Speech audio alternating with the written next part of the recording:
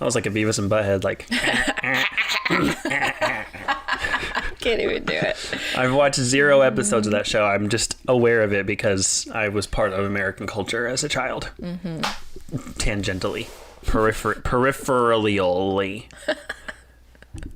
Welcome to the True North Podcast, where 2 practicing light workers can get together every week to continue an ongoing conversation about wholeness and healing for body and mind so that you can follow your true north back to your true self. I'm Ryan. And I'm Abby. Episode 64, 8 times 8. 8 squared. Yep. 8 8s. Here we are. Numerology, that comes up as abundance and power. Ooh, it's a great session to end the season on. Right? Abundance and power. Last time I checked, I don't know, maybe numerology has evolved since then. I'm evolved. I'm excited about today's episode. I have something in my throat. You are? Why are you so excited about today's episode? I just read an alert on my computer. That was your reading an alert face. That's an oh shit, I hope it doesn't screw up this recording face. Well, I can still hear you. Everything is still recording. I'm excited because we're talking about dreams today, but in particular your dreams, because I really don't have any. Wait, you don't have dreams? I have dreams. I just don't really. There's like one most recent, which is very intense, nightmarish-ish. Yeah. But I can't. I think it's too telling. Can't. Sure. Yeah. Can't share it. Yeah. No, I get that. It's a weird line to walk. I almost said to straddle. Oh, somebody's at your door. Or out back. The squirrels come out to play. Yeah. We've had a lot of squirrels in our backyard. I have like 1,000 oak trees that have just popped up out of nowhere in the last couple of days. Isn't that nice? It's fun. Yeah. Oh, okay. Oh, by the way, when I showed our tribe the garden and how each one of them had that one same plant that popped up in the middle of their plant, those were all oak trees. I pulled them all. They're all gone. They were just little oak tree sprouts. It was your squirrels planting acorns. It was some squirrel that's eating all my fucking peppers and burying nuts and forgetting about them. Oh, that's so funny. Yeah.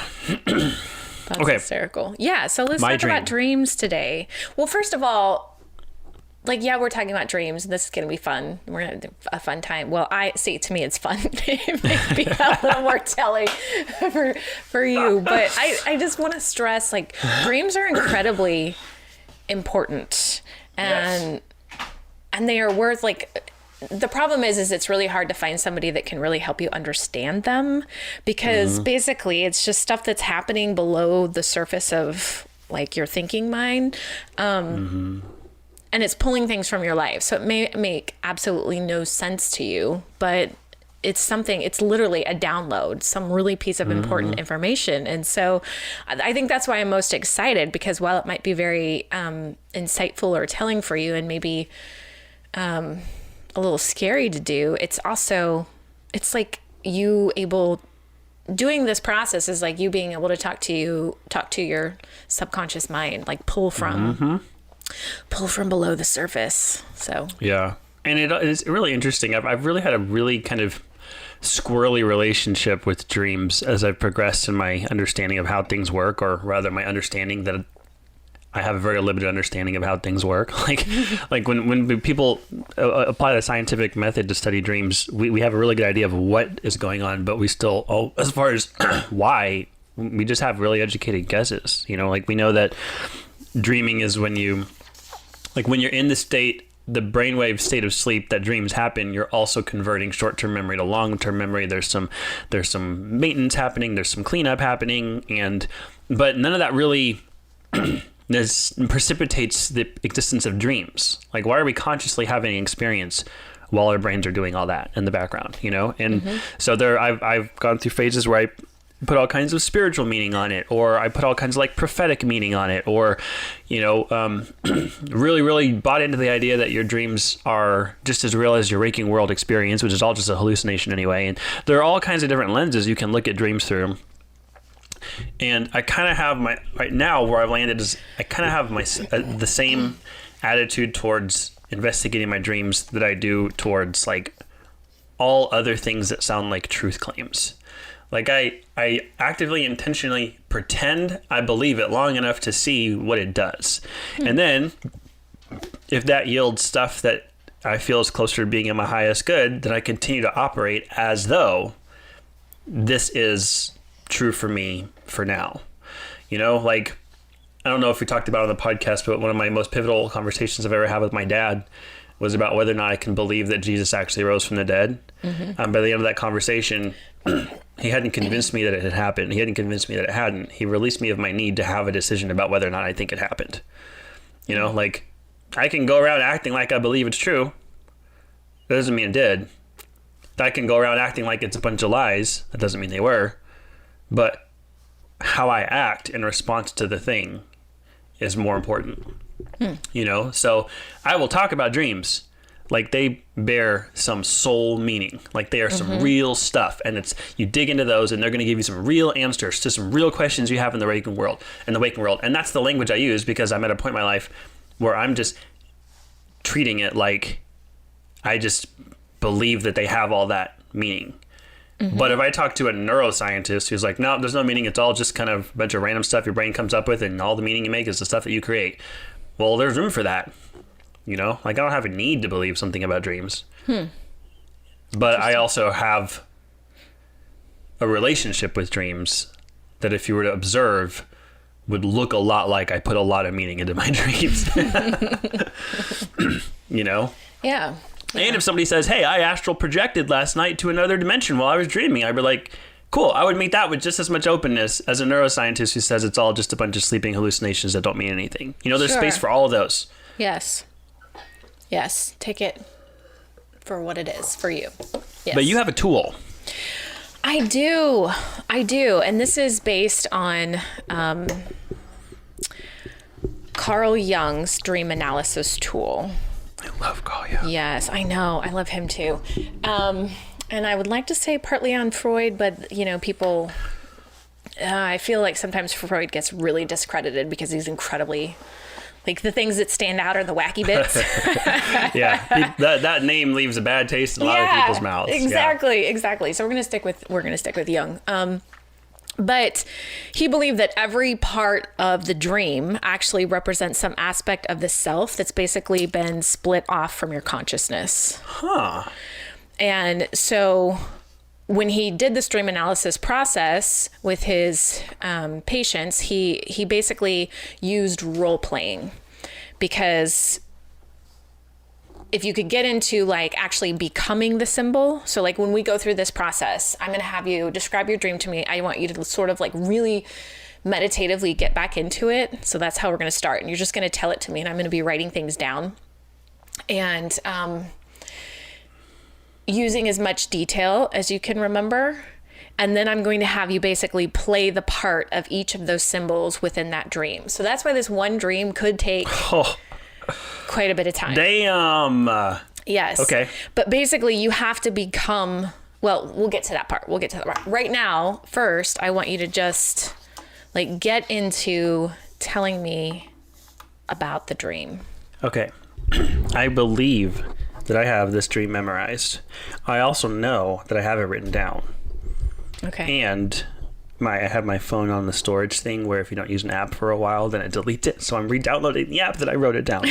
And then I have to log in. I don't remember my password. So while I'm telling you the parts I remember, I'm also going to be looking at the... You know what? Forget it. I don't need to rely on this. I'll just go off of memory. If I don't remember it, that's not important. Okay.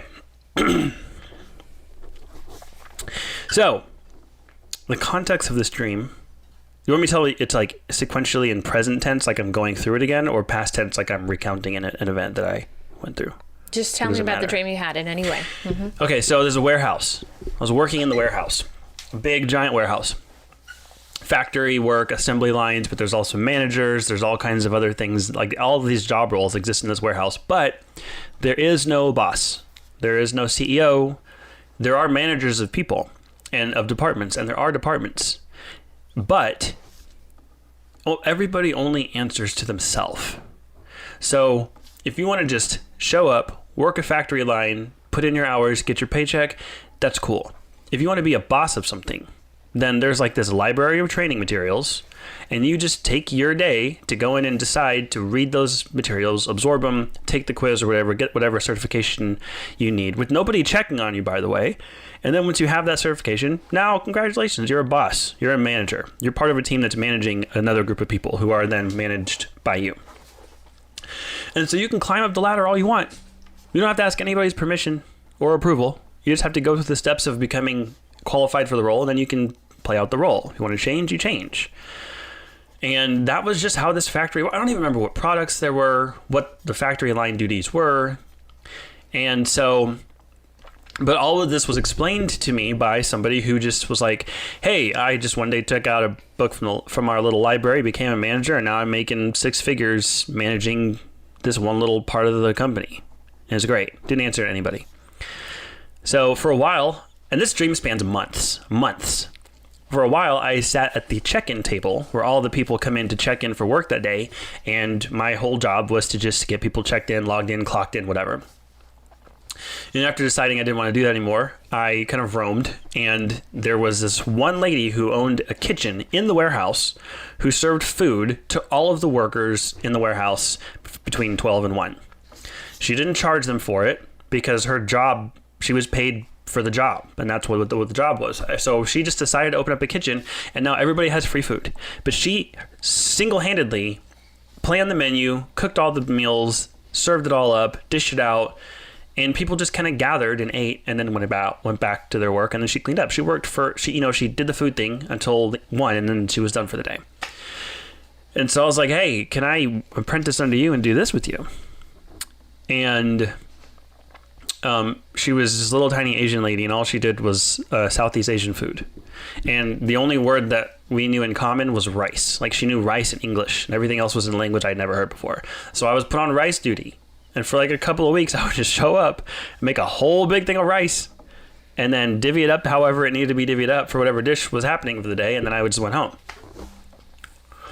Well, I also realized that there was no signage and there was no direction. It was all kind of still amorphous, and so I started making signage, ins and outs, and pick up your food here, and like at least a menu board to show what the thing was for the day. But they looked kind of good, and I realized, hey, I could do we could put signage all over this place to kind of organize the whole flow of everything. And so I started making signage, and after like a month of doing that, I kind of had a little graphic design team of other people who saw the signs, and they're like, hey, can I be on a team to make those signs instead of like one of the people following them?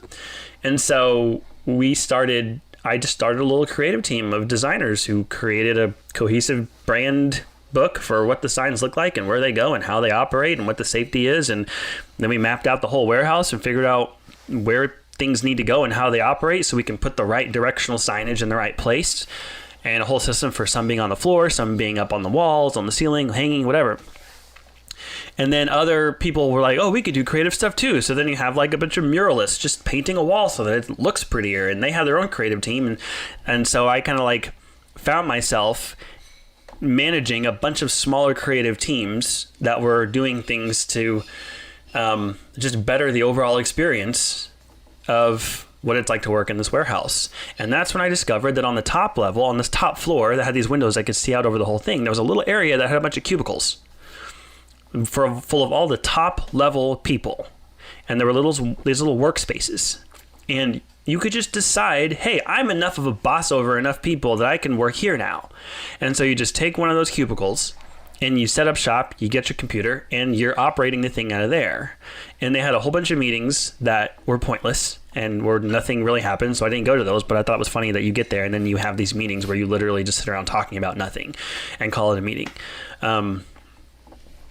And I got to know some of the people up there. And then it started to turn out where like you hang out, you come to work and you hang out with other people who have done enough work to get to a place where they now don't have to do work.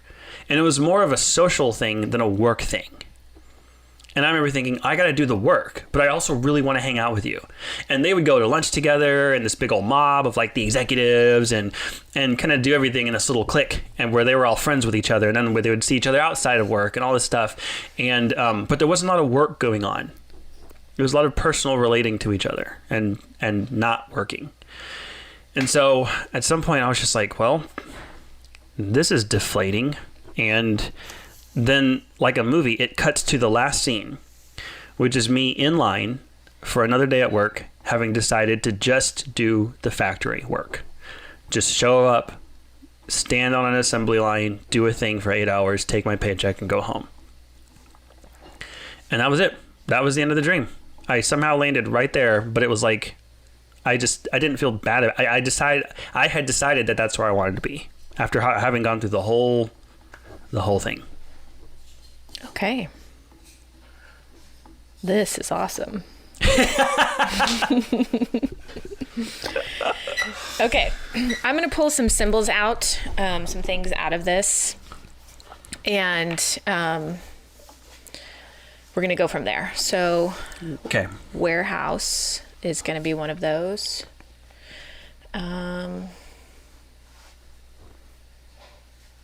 Library of training materials is going to be one. Self-trained is going to be another one. I'm reading back through this scrabble of notes.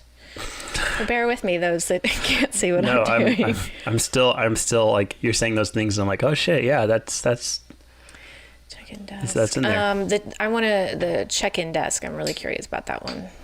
Yeah, I don't remember a checkout desk. I'm going to call her the lunch lady. The Southeast Asian lady. Can I call her that, or call her the the lunch lady? Yeah, lunch lady. Call lunch. She only did lunch. Okay, so I'm going to call her the lunch lady. That's going to be a symbol of the kitchen. Oh, I forgot. There was one scene that's somewhere in the middle of all this where part of the company culture was once a month, everybody in the entire company got together in one room for one big giant meeting. I don't know who led it because there were kind of some bosses, but they weren't really doing much. But we all had to get together. It started at like 7 a.m., I think. And at this point, I had a work wife who was very obsessed with being the first one in and being on time. So she had gotten there at like 4 a.m. to stand in line. And there was like rope and stanchions, like you see at like a theater premiere. Like the entire company would line up at these doors and then they would open them and then everybody would file in. And she was there early. She was first in line. I was like third in line, but I got there 5 minutes early.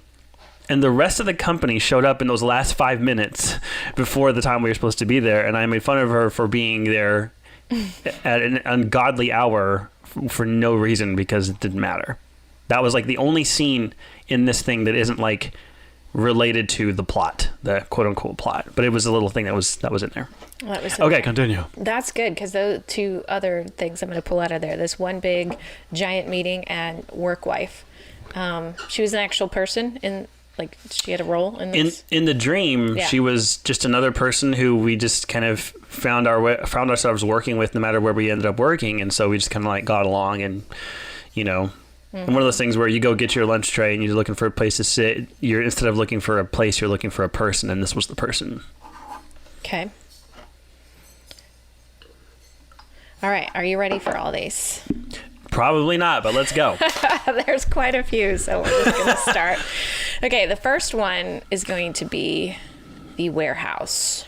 Mm-hmm. So here's what I need you to do as we're going through this process. So basically, you are going to become whatever symbol we're working on. So you are no longer the dreamer. You are no longer whoever you were in that dream. You are no longer Ryan. You are, for this first one, you are becoming the warehouse. So I want you to think, act, and express yourself as the warehouse, not as the dreamer. Okay. And so go back through the whole story? Nope. Okay. So when I ask you this next question, I've got 2 questions to ask you kind of for each symbol. But when I ask you this, I want you to answer in terms of you are embodying the symbol. You are answering as the symbol. So I'm so excited right now. First thing I want you to say is, I am the warehouse. I am the warehouse. Warehouse. Give me 3 adjectives that you would use to describe yourself. Oh, big.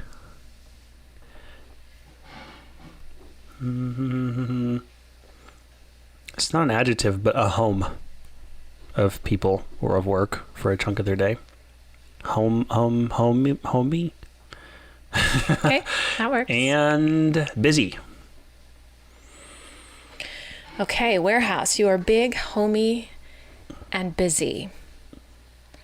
How do you want to help Ryan? Oh, just to be a place where he can figure out what he wants to be and what he wants to do. Okay. Oh, fuck. I know I'm going to cry in this episode. Shit. Okay. Next symbol.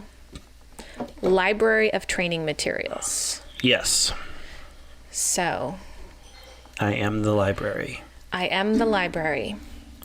Library, give me 3 adjectives to describe yourself. Oh, robust, available, and I'm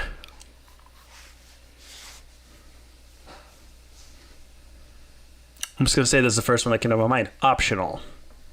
Awesome. So library, you are robust, available, and optional. What are you here for, or how do you want to help? Well, I'm here to help people bridge the gap between where they are and where they're trying to go.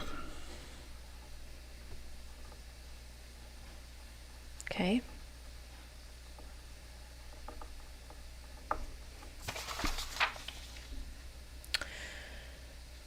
Okay. This one's going to be a little bit trickier to embody because it's a little more abstract, but self-trained. I want you to become self-trained. I am self-trained. Give me 3 adjectives to describe yourself, self-trained.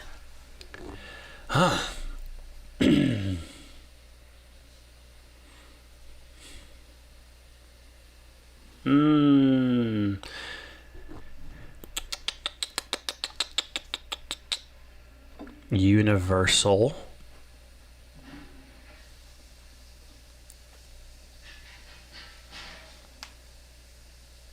Normalized.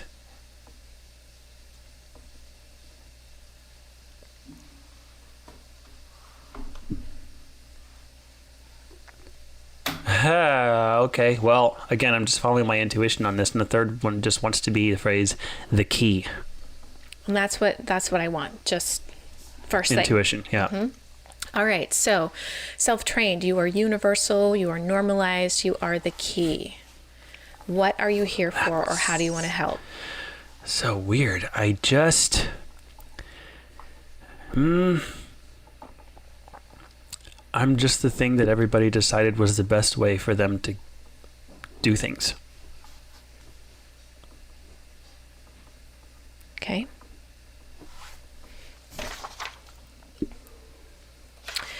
The check-in desk.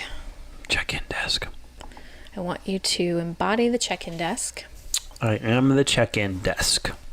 Give me 3 adjectives to describe yourself, check-in desk. First, necessary,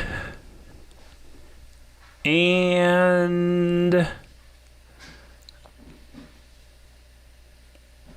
I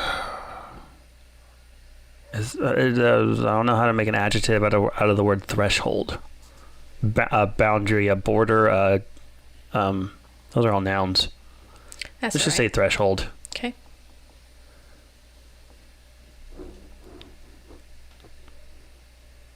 And the third? Those are the 3. First.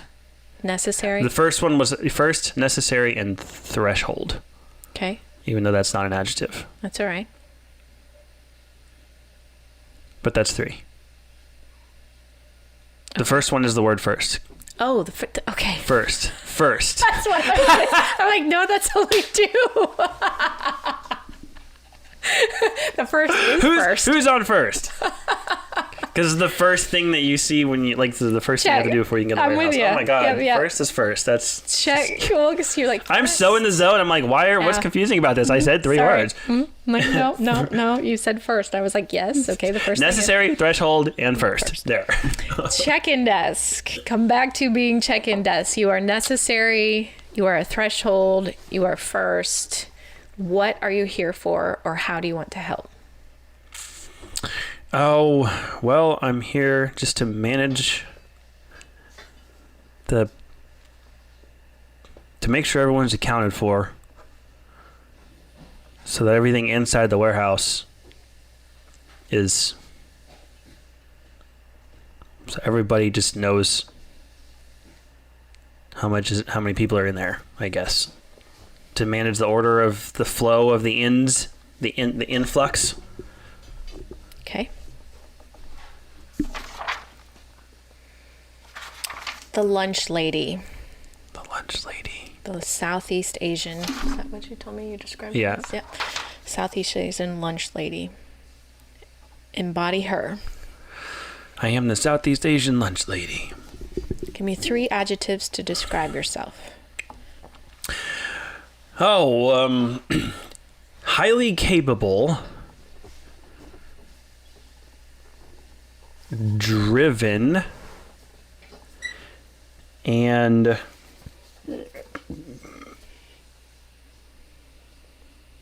independent.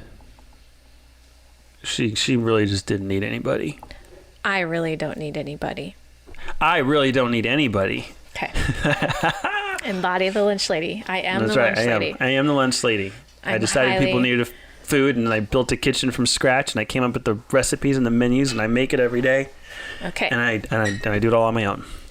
Lunch lady, you are highly capable, you are driven, and you are independent. What are you here for, or how do you want to help? Oh, I'm here to feed people. It's a pretty necessary part of getting through the day. Okay.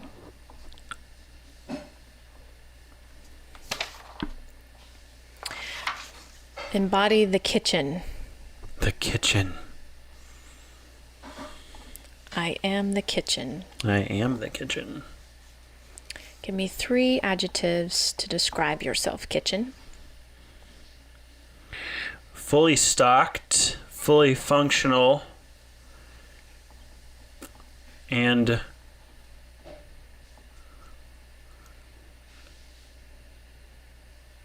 wisely positioned within the warehouse. Okay.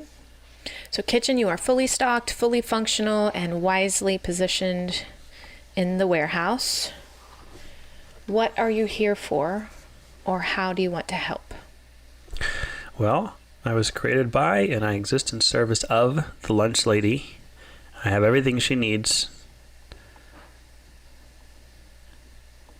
Okay. I have all the resources she needs and all the tools she needs and the space that she needs to do her thing.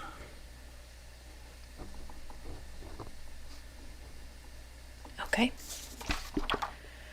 Let's move on to rice. Embody the rice that you the dreamer made in the dream. Rice. Give me 3 adjectives to describe yourself, rice. I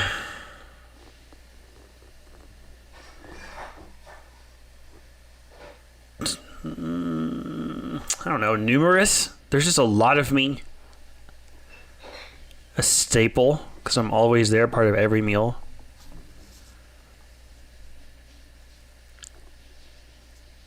And plain, because it was only ever steamed rice. I was only ever steamed. Okay. All right, rice. What are you here for, or how do you want to help? Well, I'm a necessary part of every single dish that's created in this kitchen. Whether it's the base or the main character. I'm the only thing that's in every single meal. Okay. All right, we got a few left.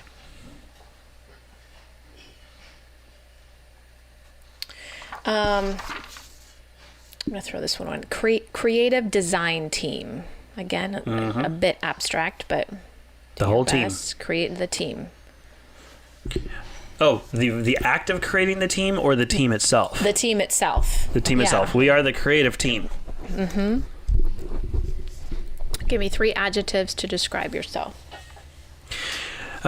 Small, proactive, and skilled.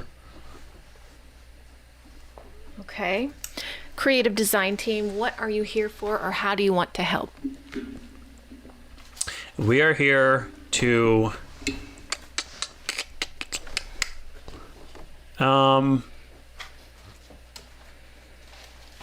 intentionality behind the design of how... Nope, starting over. To intentionally design the experiences of everybody who comes through this warehouse and do so in a way that makes sense and is aesthetically pleasing.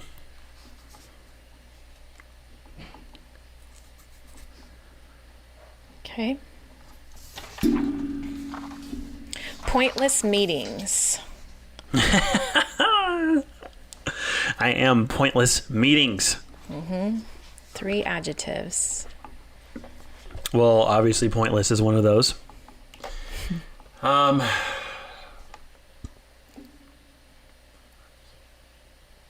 Valued.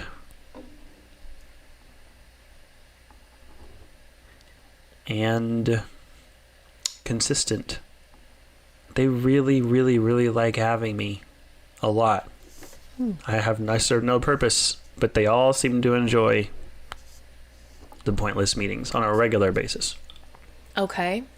Pointless meetings. What are you here for, and how do you want to help?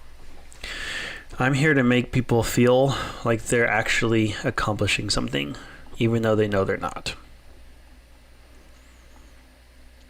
Okay. And I don't even think I'm here to help.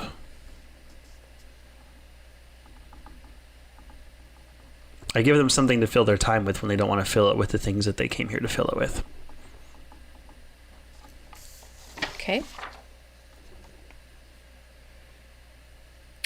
Socializing.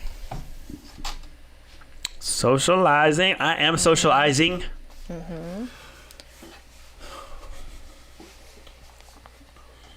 Fun.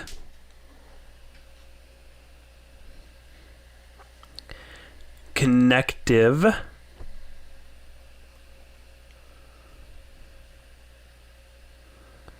And only available to the privileged.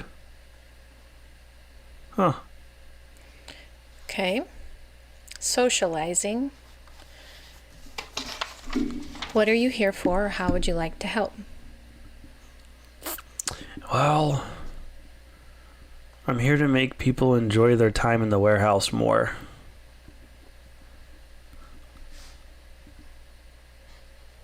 Okay.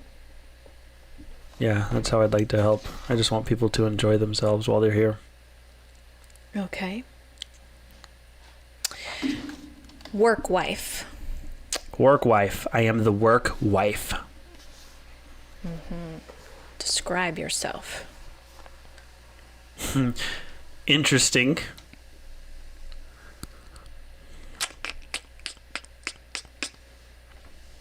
What's the word for I stand out from the crowd? Unique. Unique. Individual. Yeah. Bright. Brighter. Bright. I just like that one star in the sky that shines brighter. Let's say bright. Okay. And just fun. Okay. Work wife, what are you here for, or how do you want to help? Well, I'm here for the same reason everyone else is here. Trade my time for some dollars. How do I want to help? I'd like to leave things just a little better than I found them. Okay. All right. 2 more. One big giant meeting. So you are that all company meeting. Give me 3 adjectives to describe yourself. A big deal. Vacuous. And unnecessary. Okay, one big company meeting. What are you here for, or how do you want to help? I give people a sense of security Give them that monthly anchor that makes them believe that they're all here for some grand purpose and they're all part of a bigger picture before they spend the next 30 days scattered out like ants in an anthill. Okay. And last one, the assembly line. The assembly line in the factory. I am the assembly line. I am the assembly line.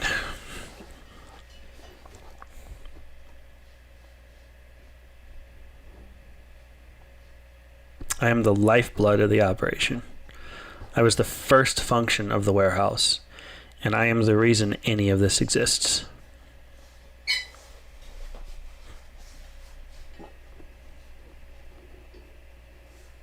Okay. Assembly line, what are you here for? Or how do you want to help? Well, my function is to produce the product so that we can sell it and stay in business. I'm the output machine. Okay.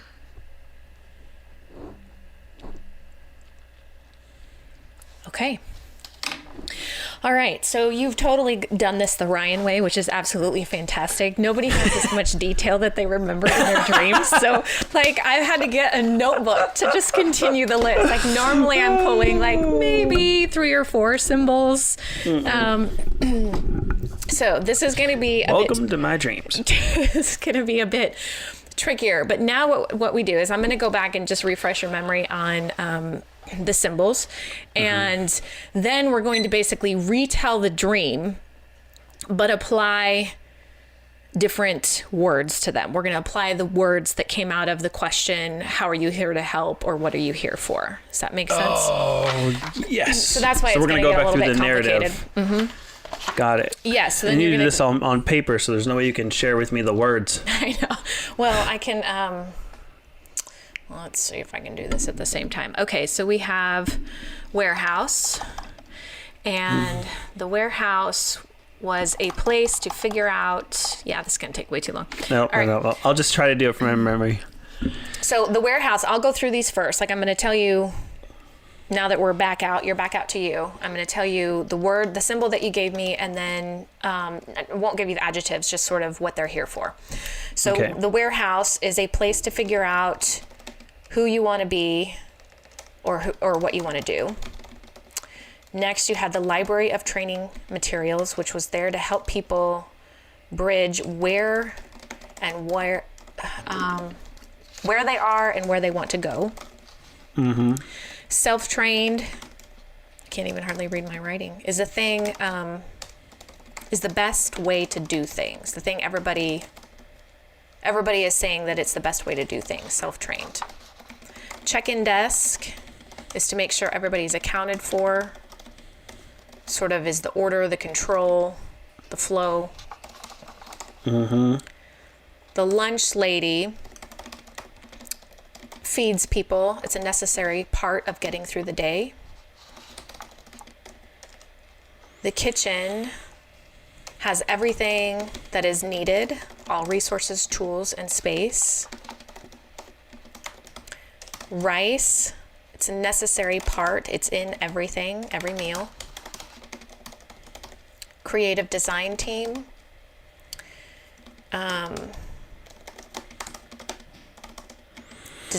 Design the experience of everyone that comes through the warehouse. Intentionally designing the experience of everyone that comes through the warehouse. Pointless meetings, making people feel like they are actually accomplishing something. Don't think they're here to help. That's sort of a significant line in there. Time filler. Socializing is enjoyment. Time in the warehouse. Enjoying more in the warehouse. Work wife. Leave things a little better than they found them. One big meeting. A sense of security, a monthly anchor to help everybody feel like they're a part of a greater picture, a purpose. And an assembly line, the output machine. produce the product to stay in business. Okay. Got it. So now you're going to kind of go back and describe the same dream. So you're going to say, so instead of saying, all right, this takes place in a warehouse, you're going to say, this takes place, this dream is in a place where people come to figure out who they want to be. So it's like Mad Libs. What they want to do. And where a time one of these icons show up, I just put the description of it and said, okay. Okay. I typed out almost everything you just said. Okay. Let's see if we can do it. So this dream takes place in a big, large, kind of like home-like, busy place where people come to, that's here to help people figure out where they want to go and how they're going to get there. Okay. Navigate their own journey. In this place, there is one section that is like serves as a bridge between where you are and where you want to go. It's robust, it's available, but it's optional. You kind of have to take it if you want, but it's there if you want it. And has everything you need to do what the warehouse is here to help you do. The way that people move around in this place is a normalized way. It's a universal way. Everybody who is anything is this thing. And it is just simply the way that everybody kind of agrees is the best way to be when they're in this place. The first thing that you experience in this place is this kind of like necessary little threshold that's just here to help manage the population, the influx of people who want to enter and use this place for what it's there for. Within this place, one person in particular saw a need, which was the nourishment of the people here, and decided to fill that need all on her own. Empowered, driven, incredibly independent, just saw a need and decided that she needed to fill it. And within this bigger place, she built herself a smaller place that has everything she needs to do her job and all the, as far as resources and tools. And it's fully stocked, and it's fully operational, and it's fully positioned within this place to be as effective as possible. Within this place that she built, there is one specific item that she makes sure is always there. Always there. And it's a part of everything that she does. And I actually apprenticed under this person in this place that she made within the bigger place, working with this one necessary, ubiquitous thing. From there, I kind of moved on to create another small group of people. Just like she made her place, I made my little place, made of people whose whole job was to design everyone's experience while they're in this place, to kind of direct traffic and to make it more attractive and to make it flow better and move better and make more sense systemically. And then from there, I kind of like let them do their thing and then move to this other place where people don't really do all that kind of stuff. It's just a place to kind of like make people feel like they're doing something while they're actually busy not doing anything. And while people are in this place, there are things that kind of like not only make them feel like they're getting stuff done, but just there to kind of make them feel good. Those are kind of, that's the culture that they live in this little cutout place. Make yourself feel productive, make yourself feel good, whether or not you're actually productive or whether or not you actually feel good. I actually met somebody else in this place who was just kind of here to like leave things better than when they found him. This person was really fun, really interesting, really stood out from the crowd, and was successful. Everything this person touched was better because she touched it. Once a month, all the people in this place they gathered to do one thing, the only thing that everybody in this place did together at the same time. And it gave them a sense of security. It gave them an anchor. It was also wildly unnecessary in spite of how big of a deal it was. And then the lifeblood of this place, the heartbeat of the place, the whole reason that it's here, and the main function of the entire place, if it had to get boiled down to one thing, was the very thing that I ended up just doing after going on this whole journey throughout this entire place. How did I do? You did great. Sorry about my dogs. That's okay. Yeah, you did great. Okay, so now what we do is, because that's a lot of information. It's a lot of information, and that's why it's real easy to kind of get lost in it. So what I want you to do, though, is now we need to attach a meaning for you. Like, how do you fit into this place? So how do you become the warehouse? How do you become the library of training materials, the self-train, the check-in desk? Like, is there anything that stands out for you? Well, there are two different models that kind of bubbled up to the surface for me as I read through it the second time. Okay. That I don't know if they can coexist, but they both make sense in their own ways. One of which is where I am the warehouse. Mm-hmm. And my experience of moving through it is kind of people's experience of moving through their relationships with me. But another one might be that the warehouse is the world I find myself in, and the things I experience in there are the things that I either look for or create as I move throughout the world. Right? So, a place to figure out who or what they want to be. And the first thing you have is a library that is the thing that helps you figure out who you want to be. Right? My very first speaking engagement I ever agreed to was a session on how to figure out who you want to be and then how to get there. Right? Like there was a time in my life when that was a big chunk of my mission, was to just do for people what this warehouse and what that library is there to help people do. But then, there's cultural elements as a layer of existence of what it looks like to live in this warehouse. If you are a thing, it's because you took it upon yourself to become that thing. The resources were there. They were available. They were also inanimate. Nobody helped you do it. You used the resources that were there to do the thing that you're here to do. That's what the lunch lady did. That's what the creative team did. That's what I did. So there's a layer of everything you need is within your reach. You just have to use it to get where you're trying to go after figuring out where you want to go, which is also kind of like a huge tenet of where I am philosophically in life right now. Right? And I think the lunch lady is kind of a microcosm of that whole thing in action, right? Up until now, everything's been potential. Everything's been like, you can do it. But then here's the lunch lady as an example of someone who fucking did do it. She saw a need. She built her little warehouse within the warehouse, right? She stocked it with everything she needed, and then she does the thing, right? So that's like, here's a concrete proof point example of someone who's actually living out the whole thing that the warehouse library self-trained thing is here to do. All the way down to having the rice, which is the necessary part of a meal, which is a microcosmic version of the monthly meeting that everybody has to go do, right?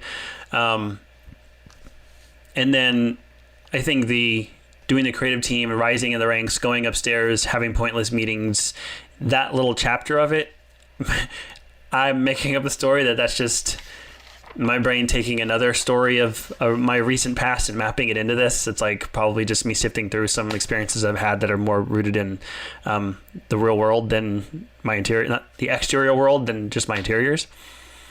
But yeah, I think that every single one of these things either represents a way that I've tried to show up in the world, or decided that would be best for me to show up in the world, or a statement of how I believe the world to operate, and or something I've tried to teach other people or invite other people into, or show other people that it is an option to do/be. Okay. I've completely lost sight of the question you asked that sent me on that. This is okay. Can I throw out some hunches, some things that I have? Yeah, absolutely. So when I'm sort of sitting back with this and taking a look at it in the way that you described it, I see the warehouse as your life, which is how you described it, a place to figure out who you want to be and what you want to do. That's life. Life, yeah, okay. So if we imagine like you're in this dream, you're not in a warehouse, you are just in your life. Within your life, then the library of training materials is, in a sense, our culture, right? Sort of those norms, those things that that help us figure out like how to navigate life. Self-trained is just all the available knowledge that's out there to you. I'm not going to pull out everything here, but I think the lunch lady is your goal, like something that you want to do. And I think the kitchen is actually your soul self. The kitchen being everything that you need, all the resources, all the tools, all the space. That is your soul self. What's the rice? The rice, I think, is... I think it's your soul lessons. It's like your foundation, what you're here to actually... It's different than purpose, but so it's going to sound like I'm saying purpose, but it's not. It's just like the foundation of what you're here to do in this life. In Christian world, we'd call that the calling. Yeah. Okay. Yeah. The creative design team then is your purpose. To intentionally design experiences of everyone that comes through your life. Because you said the warehouse, but to me the warehouse is your life. There were a couple others I pulled out. That the socializing, I think, is some of the demons that you battle with, some of your old stories, Rayron, some traumas, some limiting beliefs. Yeah. And it's a struggle, like you wanting to use this to your advantage and not use them in a way that you used to use them as a cover-up. The work wife is actually your core desire to leave things a little better than you found them. It's like your core desire for your time here on Earth. Mm-hmm. And the one big meeting, in my opinion, is I think what you need.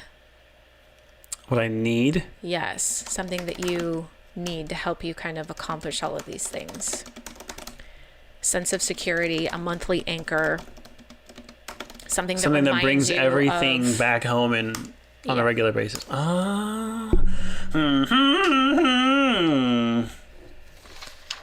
So, having said that, does anything else, as you kind of go back through your symbols, jump out at you when we put it more in those terms? Like the warehouse being your life, the workers in the warehouse are obviously going to be your relationships, the people that are there. Yeah. Your hierarchy of relationships. Yeah, this feels like a really clear mirror.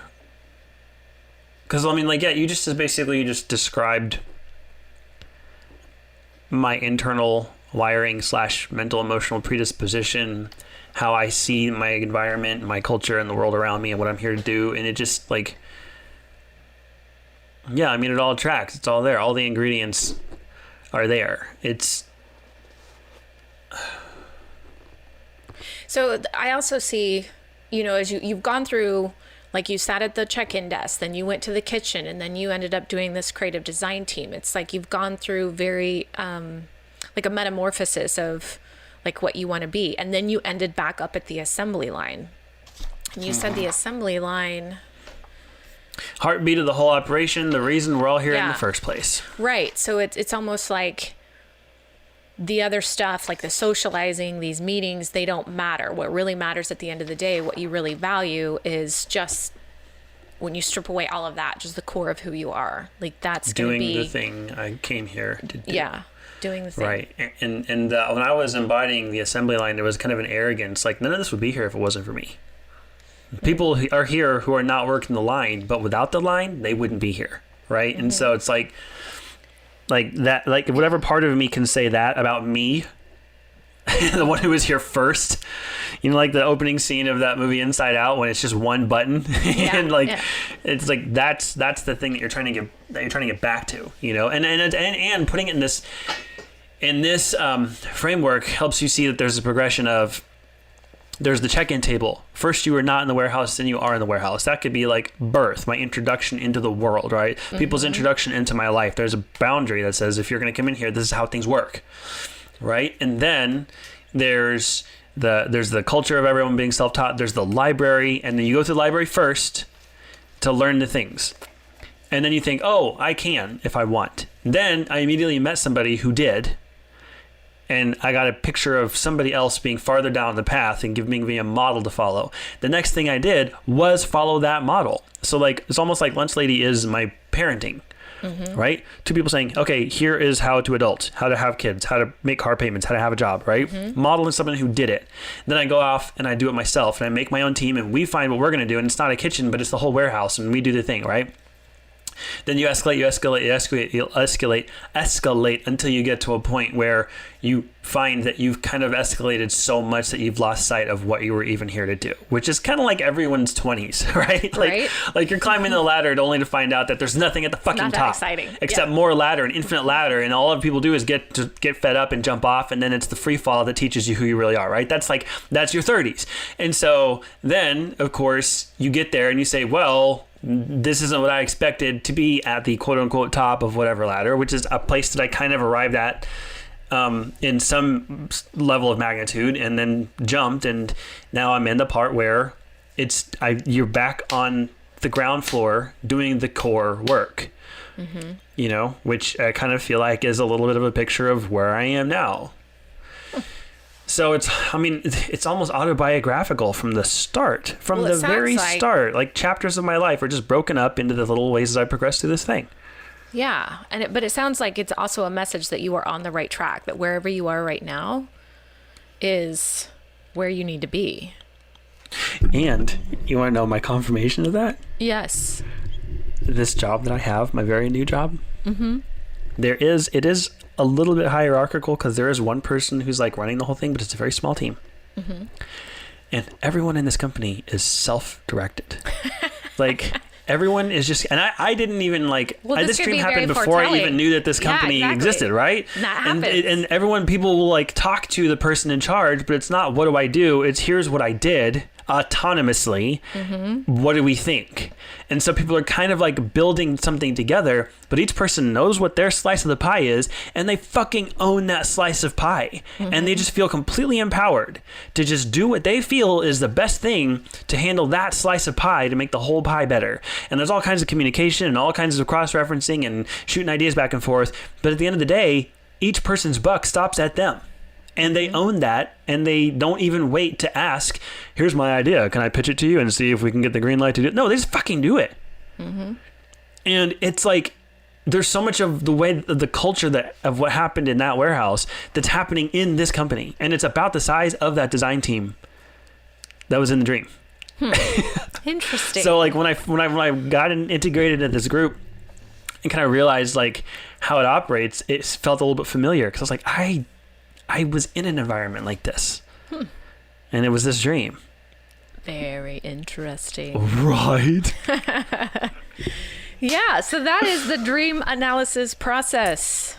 It can take a while. I hope that was helpful for people. That like after people have listened to this whole thing, you can then go find a dream, or if you don't have a dream written down, like pay attention to them and write them down, and then go through this whole. So can you break it down one more time, like instructional steps for people who want to do this with themselves or with a friend with their friend's dreams? Which it is, I will say it's incredibly helpful to do it with somebody else because when you are embodying the symbol, you get out of it when you have to write something down. So it's much easier. So or record it. Like maybe you just record what you're saying. So you say, I am the warehouse, and you've got an audio recording going so that you're not having to write.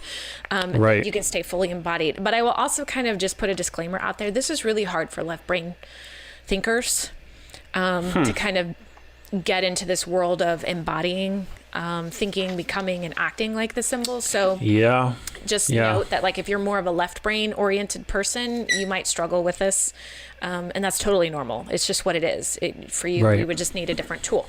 But the tool works like this. You basically write out your dream or tell your friend, someone's taking notes, and then you're pulling out symbolic dream elements, just kind of like big touch points from your particular dream. You will never be a symbol. So even though you are the dreamer, you are dreaming in it, you might be in the dream like you were sitting at the desk, but we're never going to use you as the symbol. Right. So don't include yourself as one of the symbols, but as you kind of just go through what you wrote down in the dream and circle these symbols, and then you write those out on a list, and then that's when you become each symbol. So you embody that symbol. Once you embody that symbol, it's really important for you to say I am, because that language there really helps you make that connection. Then you write down 3 adjectives for each symbol to describe themselves. And then you ask the question, what are you here for? Or how do you want to help? You don't have to ask both of those. It may just be, and if you're kind of walking through this with yourself after listening to a recording, one of those questions might have a deeper meaning to you. You don't have to answer both of those questions. And you didn't. You just sort of answered the one sometimes that just came quickly to you intuitively. So you go through the list, doing that, writing 3 adjectives, answering the question, what are you here for? How do you want to help? And then after that, you go through, like you said, the ad libs, and you replace those symbols with that third column. What are you here for? How do you want to help with that language that you wrote down? And then kind of take a look at the story in a new way and see then how it's applicable to maybe something that's going on, as something you're struggling with, just a message in general. There's lots of information that can come out of it. Like I read of a dream analysis on this lady that she had this dream, like she was a veteran, and she had this dream about being scared to death when she went fishing with her dad because there was this big sea monster that was going to come and eat them. Like totally random. It's a dreamlike thing. Well, she ended up like doing this dream analysis, figured out that basically she was having PTSD, and the big scary monster was Osama bin Laden, and like she had lost one of her fellow soldiers, and so there was some grief in there, and that was making her disconnected from like her family, her father and her family. Like she was putting up a wall, like really significant stuff, all just based on fishing and a sea monster, right? So it can be really, really helpful. And then that led her down a road to kind of healing and reconnecting with her family. So you go through that process, then you sort of just try it back on for size. How does it fit for you?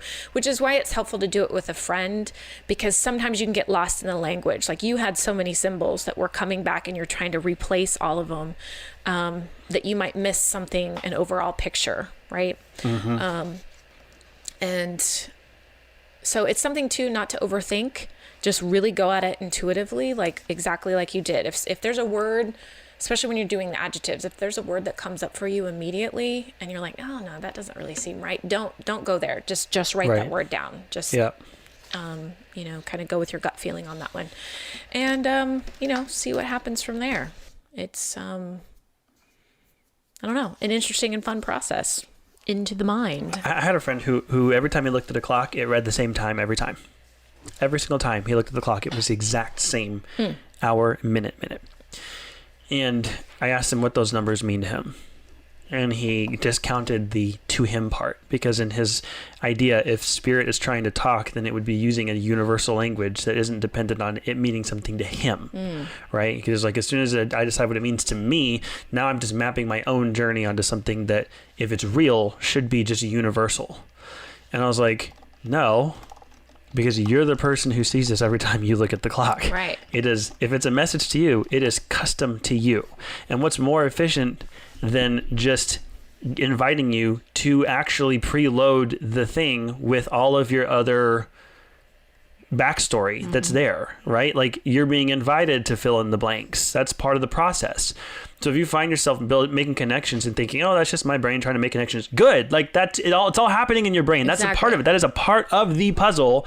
It is going to be interpreted only the way that you would, with your experiences, your biases, your filters, your lenses, your fears, hopes, all that kind of stuff. Okay. It's a way to tap into the unconscious mind. And I just think it's an incredibly powerful tool, which is why, I mean, yes, it's a lot for them to kind of listen through, you go through that whole process, but I think it's going to be really helpful, because... Yes, and I also... Sorry. Well, you have such a creative mind, and so I knew this was going to be good, because you would really be able to embody those symbols to sort of really attach those meanings to them that would make sense for you. So thank you for doing that. Thank you for leading me through it. Yeah. And this is why I don't trust books and say, here's what this means, and you find it in dreams. No, it doesn't. It only means what you make it mean, because it's your fucking dream. It's only for you, right? And a book, a dream book, is just a very generalization of what this might mean for on average. But yeah, I mean, dreams are very individualized. The only right answer is your answer. Yeah. If it's your answer, it's the right one. And that's why this is a fun process. I know you got to go soon. I know, I do. What are you grateful for? Oh, you start today. I'm grateful that we fucking did this whole podcast. Yeah. Because we haven't even announced that this is our last episode of season 1. That's true. This is our last 64 episodes, like what, 2.5 years? And it's like, that's all season 1. We're taking a break because we need one. So everything before this is one season. But yeah, we are going to take a couple months off, just scheduling stuff and bandwidth stuff. And, we want to be able to give everything we can to this. And so for the place where we'd have to phone it in, we'd rather just not do it until we, have more capacity. Yeah. So we're going to be back in a couple weeks. No, in a couple months. But I am grateful for everything that this one season, that this first 64 episodes have brought. Just completely changed my life. And if you had said, I want to start a podcast, and I didn't say, hell yeah, then none of that stuff, I don't even know what life would have looked like. Yeah. But I'm grateful for everything that it does, that I can trace back to being a direct result of the fact that we have been doing this every week for as long as we have. That's awesome. You're awesome. That is really awesome. But you're right. It makes me think about like the turning points in your life, like one small thing, one small conversation, one yes, how it will shift gears and completely change the trajectory of where you were going. I love going back in hindsight and identifying those, how at that time it didn't seem like a big deal. And then it just... But it was. It was like the little drop that turns into a wave that turns into a bit, like I have a friend who's like, I've learned so much from your podcast. My first instinct was, I guarantee I've learned more. Great, me too. Yeah. Oh goodness, I am grateful for cancer. Yes, I am grateful for cancer. So I'm writing in a ride this weekend, and I am gonna just say this, Cycle for Survival, and I'm writing in it for my friend's daughter, who was diagnosed with a rare cancer when she was 2. And she's now 5 years out of no evidence of disease, which is absolutely fantastic. But the research funding is still very limited. And so I'm writing for that this weekend, and I'm super pumped about it. But also just, my father-in-law just went through another bout of his bladder cancer. And today he came back with a clean bill of health from the doctor. He's got rest for 6 months, a couple more treatments, but for all intents and purposes, the treatment that he just went through and the surgery went very well. And then I also have my sister's dad. We have same mom, different dads. Her dad's also battling with cancer, and things are not as well in his world. And so I know it's strange to say that I'm grateful for cancer, but when I choose to look at cancer through the lens of love instead of fear, I see what amazing connections it's made between my friend and her daughter, between my son and his grandfather, between my sister and her dad. Just, when you strip away everything and you really look at what matters to you in life and what you place value on, it's just...